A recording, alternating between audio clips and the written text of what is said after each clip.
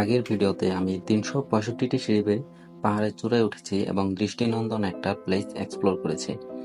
আসসালামু আলাইকুম guys, hope সবাই অনেক ভালো আছেন। আমি মিস্টার ফাইম আছি আপনাদের সাথে। আজকে আমি আপনাদের দেখাবো এই পাহাড়ের উপর থেকে কাঠমান্ডু শহর এবং বেশ কিছু নাইস প্লেসেস অ্যান্ড পুরনো বেশ কিছু স্কাল্পচার। আশা করি সবাই শেষ পর্যন্ত ভিডিওটি দেখবেন। আমার দেখা বেস্ট প্লেসগুলোর মধ্যে এটা একটা।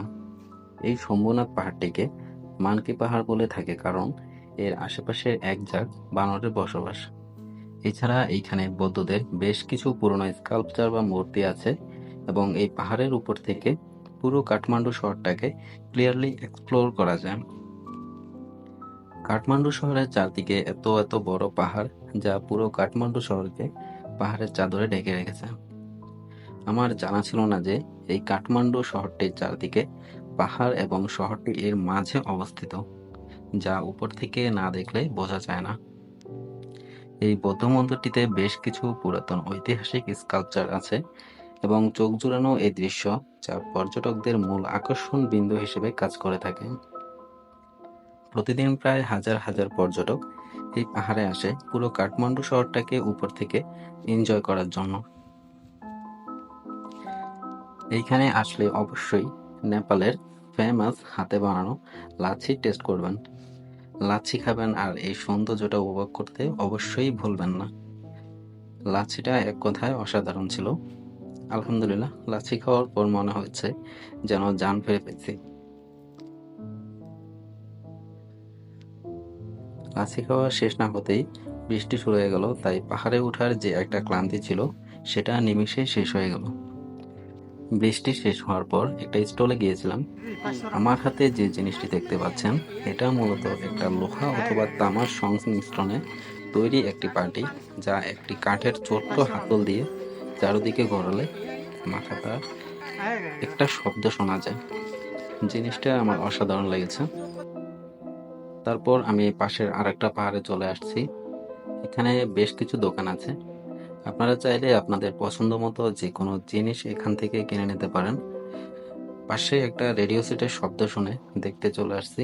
আমার এখনো মনে আছে 2015 সালে যখন আমি ঢাকাতে ছিলাম, তখন আমি রেডিওতে ঢাকা এফএম এবং আরো বেশ কিছু রেডিও চ্যানেল শুনতাম, তাই এই জিনিসটা আমার কাছে অসাধারণ লেগেছে।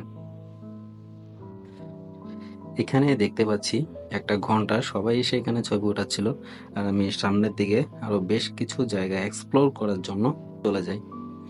এই পাশে আরেকটা ইন্টারেস্টিং জিনিস লক্ষ্য করলাম। এই যে মূর্তিটা দেখতে পাচ্ছেন তার পাশে যে পানি আছে তাতে বৌদ্ধ ধর্মের লোকেরা কয়েন নিক্ষেপ করে তাদের মনের আশা পূরণ করার জন্য। এর পাশেই অনেক সুন্দর একটি ঝর্ণা যা থেকে অনবরত পানি বেয়ে পড়ছে। তো আমি এখানে বসে কিছুক্ষণ রেস্ট নেই, তারপর আর একটু সামনে চলে গেলাম। এই জায়গায় আসার সাথে সাথে একটি মজার ঘটনা ঘটছে।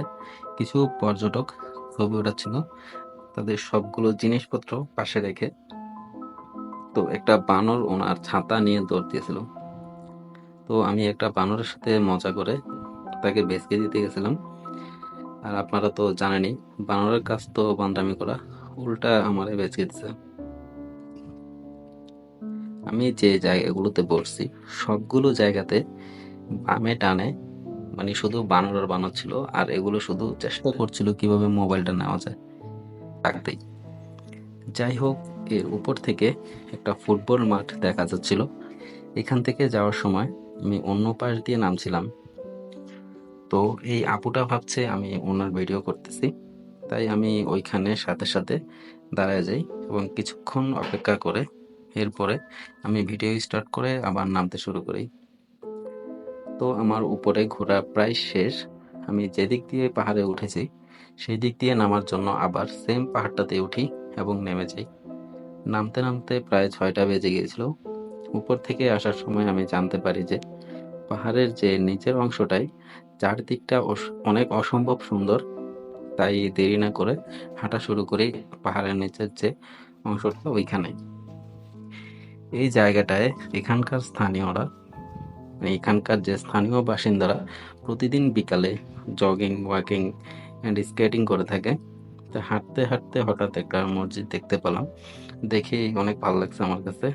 এমন একটা দেশে যখন নিজের ধর্মের একটা মসজিদ দেখতে পাই তখন আসলে নিজের মনটা জুড়ে যায় একেবারে। আমি সামনের দিকে হাঁটা শুরু করি। কিছুটা সামনে গিয়ে এখানকার গোলগাপ্পা টেস্ট করার জন্য দাঁড়ায় গেলাম। তো গোলগাপ্পার টেস্ট আমার কাছে তেমন ভালো লাগে নাই। হালকা কিছু আলু, পেঁয়াজ, মরিচ এবং কাঁচা ছোলা দিয়ে তেঁতুল পানির মধ্যে ভিজিয়ে দিয়ে দিল। সো সবাই খাওয়ার আগে ভেবে নিবেন অন্য একটা স্বাদ পেতে চলেছেন। খাওয়া শেষে হাঁটা শুরু করি। একটা জিনিস ভেবে দেখেন, আপনি হাঁটছেন, দৌড়াচ্ছেন এবং একপাশে পাহাড়। কি মনোরম দৃশ্য! মনে হবে যেন পাহাড়ের গা ঘেঁষে প্রকৃতি আপনাকে আলাদা একটা স্বস্তি দিচ্ছে। তো প্রায় শেষের দিকে চলে আসছি আমি। এখানে আসার পরে দেখতে পেলাম যে গৌতম বুদ্ধর মূর্তি, maybe I am not sure, আর এর দুই পাশে দুইটা মূর্তি একই জায়গায় অবস্থান আছে। এই জায়গাটাতেও পর্যাপ্ত পরিমাণে পর্যটক আসে। তো ঘুরতে ঘুরতে সন্ধ্যা হয়ে গেল। আমি আবার বাসার দিকে রওনা দিলাম। তো এক কথায় বলতে গেলে আজকের ঘোরাটা অনেক অসাধারণ ছিল। এখান থেকে আমার রুমে যেতে আবার ৩০-৪০ মিনিট হাঁটতে হবে। তো অনেকটা টায়ার্ড হয়ে গিয়েছিলাম। আপনি যখন চোখের সামনে এত সুন্দর একটা ভিউ দেখবেন তখন আপনার এখানে আসার সব ক্লান্তি দূর হয়ে যাবে। তো ভিডিওটি কেমন লাগলো কমেন্টে জানাবেন এবং এমন আরো সুন্দর সুন্দর জায়গা দেখতে আমার পেজটিতে ফলো দিয়ে আমার সাথেই থাকবেন। ধন্যবাদ সবাইকে এই পুরো ভিডিওটি সময় নিয়ে দেখার জন্য। সবাই ভালো থাকবেন, সুস্থ থাকবেন। দেখা হবে আবার নতুন কোনো ভিডিও নিয়ে। আল্লাহ হাফেজ।